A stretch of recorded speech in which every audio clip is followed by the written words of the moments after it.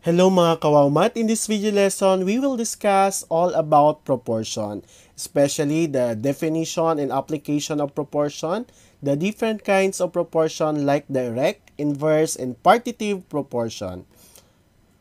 But before we proceed to our discussion, don't forget to like our videos and subscribe na rin kayo. A proportion is an equation that shows two ratios are equal. It can be written as A is to B equals C is to D, or in fraction form, A over B is equal to C over D. And don't remember, your B should not be equal to 0 and your D should not be equal to 0. So let's try this illustration. The ratios for triangles to rectangles. So in the first illustration, the ratios of triangle to rectangles is 2 is to 3. And the other illustration, 4 is to 6. So i-check natin kung itong dalawang illustration ba ay proportion based doon sa definition ng proportion. So paano ba natin ma-check na they are equal? So this one, itong tinatawag nating terms. So yung A is to B and C is to D ay tinatawag nating terms. So yung 3 and 4 are the means, while 2 and 6 are the extremes. So again, ang tawag natin dito sa 3 and 4 ay yung means, yung nasa loob, and yung 2 and 6, yung nasa labas naman, ay ang tawag naman sa kanila ay extremes. So, tingnan natin paano natin ma-check. So, first, i-multiply natin yung means natin. So, 3 times 4, that is 12. 2 times 6, that is also 12. And another method na pwede natin gawin is using the cross multiplication. So, 2 times 6, that is 12. 4 times 3, that is 12. So, ibig sabihin class, ang proportion is the product of the extreme. So, masasabi natin na proportion sila kapag yung product ng extremes natin equal sa product ng means natin. Or by using this formula, A times T is equal to B times C. So, tatandaan lang na masasabi natin na proportion siya kapag equal yung product ng extreme natin sa product ng means. Another way para malaman natin na proportion kapag yung two ratios can be simplified into the same ratio. Then, the two ratios form a proportion. Halimbawa, yung 4 is to 6 natin. Kapag kinuha natin yung lowest term ni 4 is to 6, so, yung lowest term ni 4 is to 6, pwede natin i-divide yung numerator and denominator by 2. So, that is 2/3. No? 4 divided 2, that is 2. 6 divided by 2, that is 3. So, 2/3.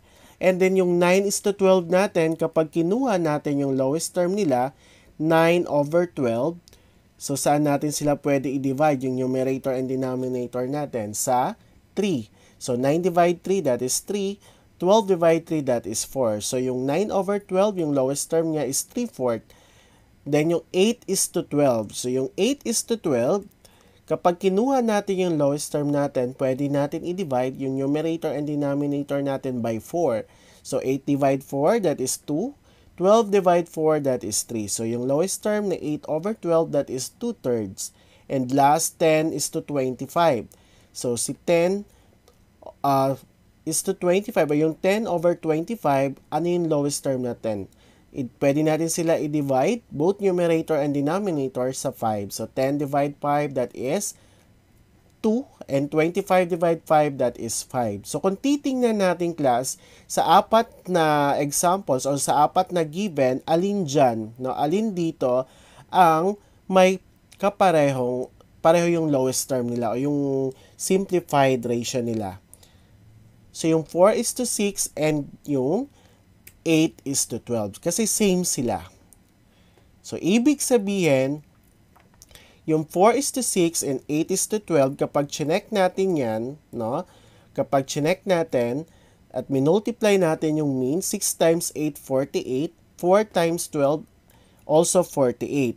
Using the cross multiplication, 4 times 12 is also 48 and 6 times 8 is 48. Ibig sabihin nun class, yung 4 is to 6 at saka yung 8 is to 12 are proportion. Bakit? Since the answer are both 48, then the ratios are equal and the proportion is true.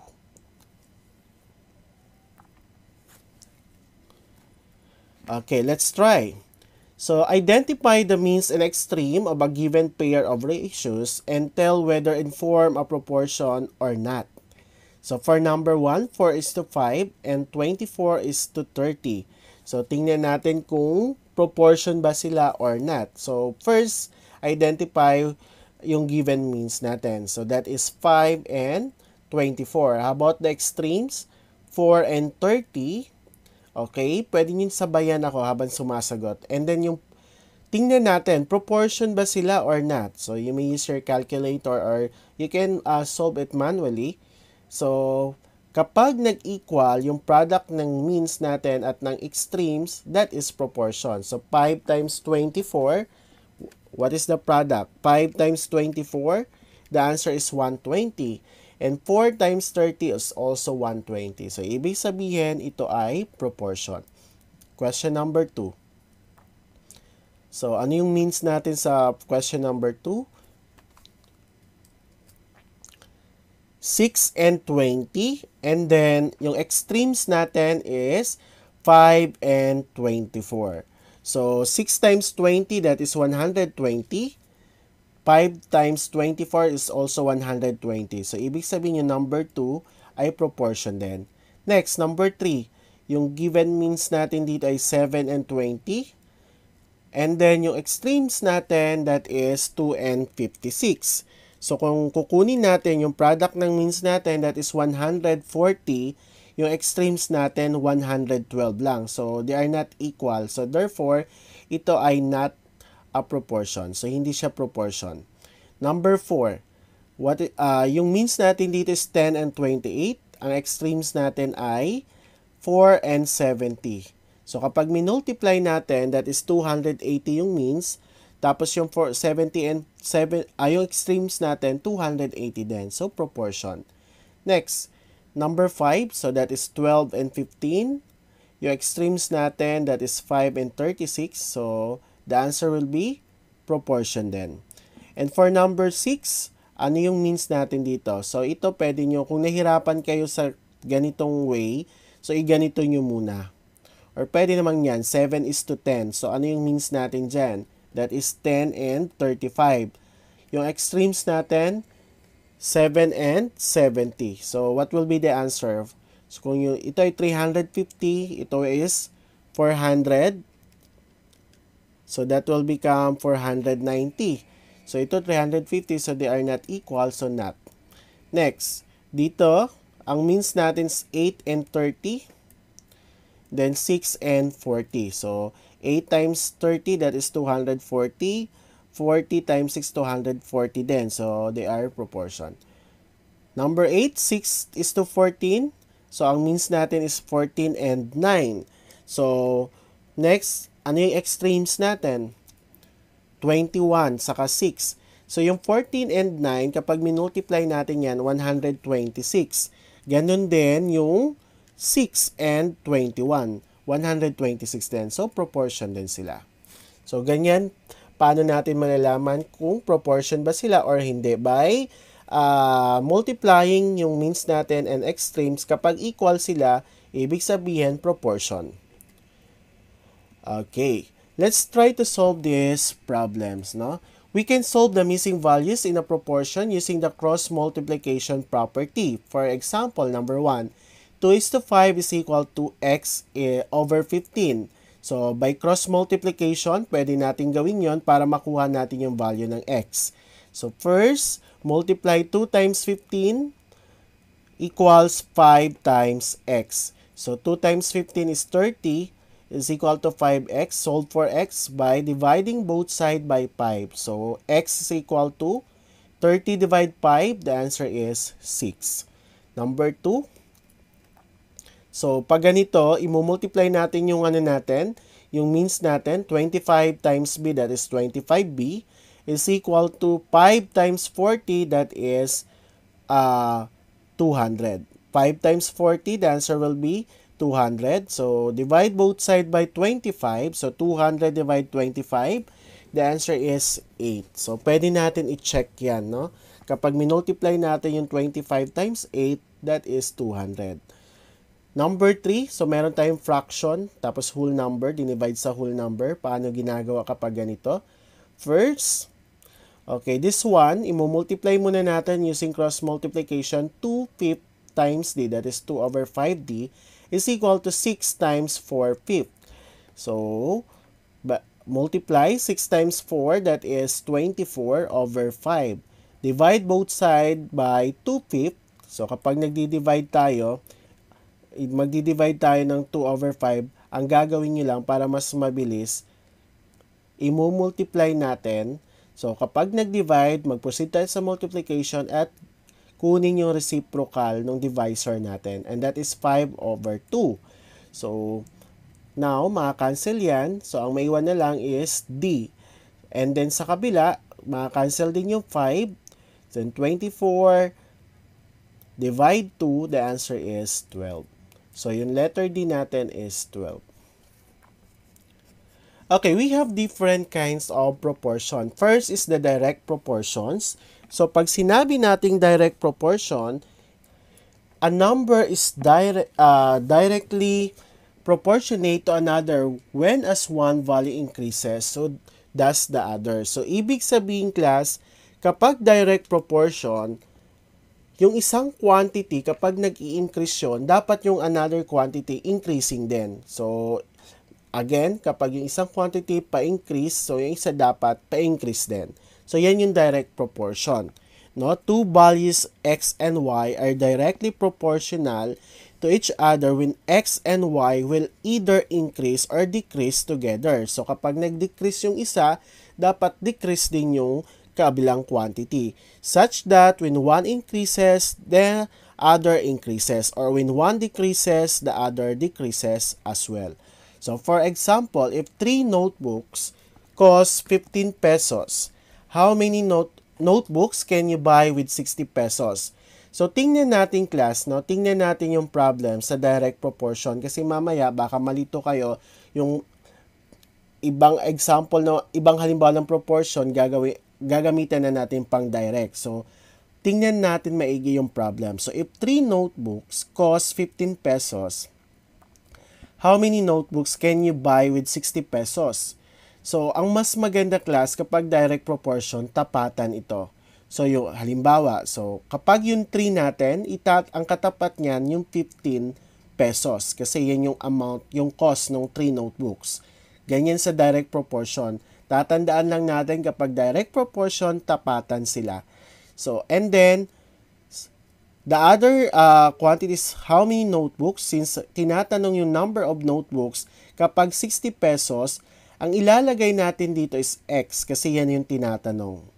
And then, ang katapat niya, yung 60 pesos. So, ilang notebook daw kapag meron kang 60 pesos? So, tingnan natin. So, using cross multiplication, pwede yan, no? 15 times x, that is 15x, 3 times 60. So, 180 divide 15, x is equal to 12. So, ibig sabihin, sa 60 pesos, makakabili ka ng 12 notebooks. So, paano natin nasabi na direct proportion to? Tingnan natin, class. So, yung tatlong notebook, nag-increase, yung price niya, 15 pesos. So, nung naging 12 pieces na yung notebook, yung price niya, 60 pesos, tumaas din. So, habang tumataas yung bilang ng notebook mo, tumataas din yung presyo niya. O, tumataas din yung amount, yung equivalent amount niya. Okay? So, ganyan yung direct proportion. And then, tatandaan natin yung tapatan method. Itatapat natin. Another example. If 2 1/4 kilos of pork costs 475.15 pesos, how much will 4 1/2 kilos cost? So, again, yung tinuro ko sa inyong tapatan. So, yung katapat ng 2 1/4, so, i-convert ko na into decimal, class. Ang 2 1/4 is 2.25. So, ang katapat niya is 475.15. And then, yung 4.5, so yung 4 and 1 half, that is 4.5, ang katapat niya yung tinatanong natin. Kasi yung tinatanong how much. So, dito, yung number of kilos, dito, yung presyo. Okay? So, dapat hindi, nandito yung isa mong number of kilos, tapos dito yung price. Mali yun. So, dapat dito, number of kilos, o yung kilos kung magkano yon, at dito yung corresponding amount. So, again, tapatan kapag direct proportion. So, itong tinatanong natin. So, kung magkano kapag 4.5 kilos na. So, kapag 2.25, ito yung halaga, no? 475.15 pesos. So, kapag 4.5 kilos na, magkano? So, by using cross multiplication, so 2.25 times x is equal to 2.25x equals 4.5 times 475.15. So, that is 2,138.175. So, pag minultiply natin to, ito yung product. 2,138.175. Since sinusolve natin si x, i-divide natin both side by 2.25. And the answer is 950.30 pesos. So, ibig sabihin kapag 4.5 kilos na, 950.30 pesos na. Tingnan nyo. So, habang tumataas yung number of kilos natin, of course, tumataas din yung corresponding amount niya. Okay? So, another. So, yung susunod class, kabaliktaran naman ni direct proportion. Tinatawag nating indirect or inverse proportion. So, a number is indirectly proportionate to another when as one value increases, so does the other. So, yung kanina, kapag nag-increase yung isa, increase din yung isa. Kapag nag-decrease yung isa, decrease din yung isa. Dito, kapag nag-increase yung isa pababa. So, halimbawa na lang, an increase in speed produces a decrease in time in traveling. So, kapag binilisan mo yung takbo ng sasakyan mo, ibig sabihin, bumababa rin yung time travel mo. So, kung mabagal ka magpatakbo, mas tatagal din yung time travel mo. Pero kapag mas mabilis yung speed ng car mo, mas mababa yung time travel. So, tumataas yung speed mo, bumababa naman yung time travel mo. So, yan yung inverse proportion. So, yung isa tumataas, yung isa naman pababa. Pababa yung isa tumataas. So, the speed is inversely proportional to the time. So, halimbawa na lang, if 8 painters need 30 days to paint a building, how many days do 24 painters to paint a building? So, pinag-uusapan sa problem yung number of days. So, ilang araw matatapos kung meron kang 24 painters na i-paint yung building. So, kung may 8 painters daw, meron 30 days bago matapos yung pag-paint ng building. Pero kapag nadagdagan yung number of painters, naging 24. Ilang araw? So, tingnan natin.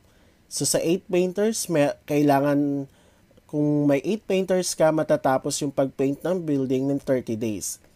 Pero kapag may 24 painters class, sa tingin nyo?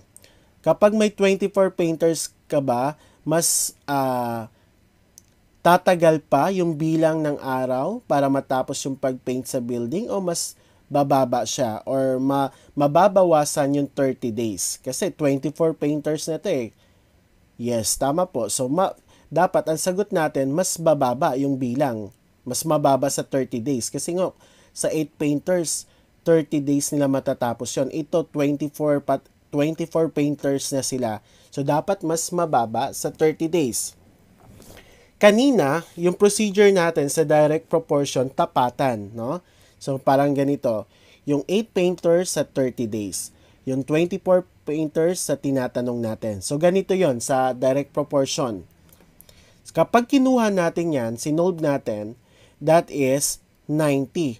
So, ibig sabihin, kung ilalagay natin yung 90 days doon, imposible mangyari yon. Kasi nga, sa 8 painters lang nga, 30 days. Tapos na.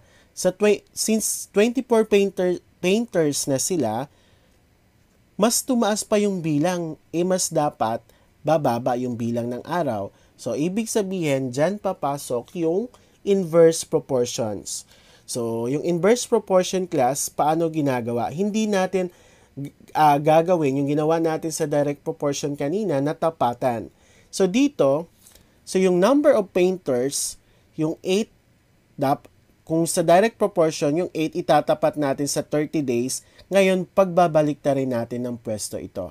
So itong number of painters natin, so yung number of days natin, yun yung pagbabalik na rin natin. So si 8 itatapat natin sa X, si 24 itatapat natin kay 30. So yan, ganyan yung inverse proportion.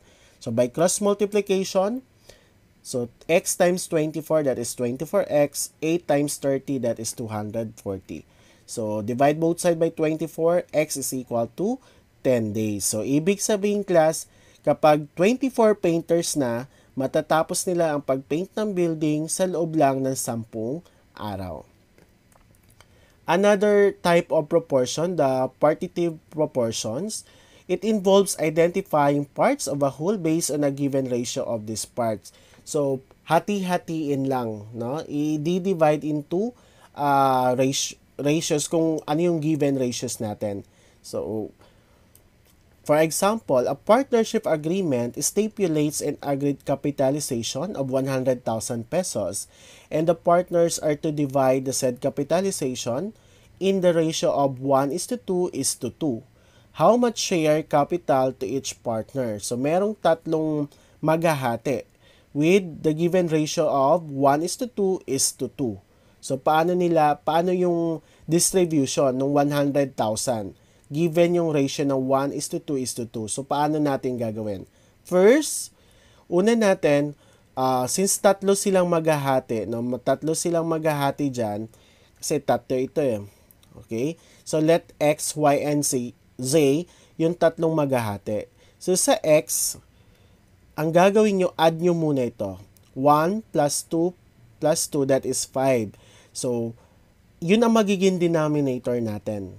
Okay, gagawin natin fraction, no? Yun ang magiging denominator natin.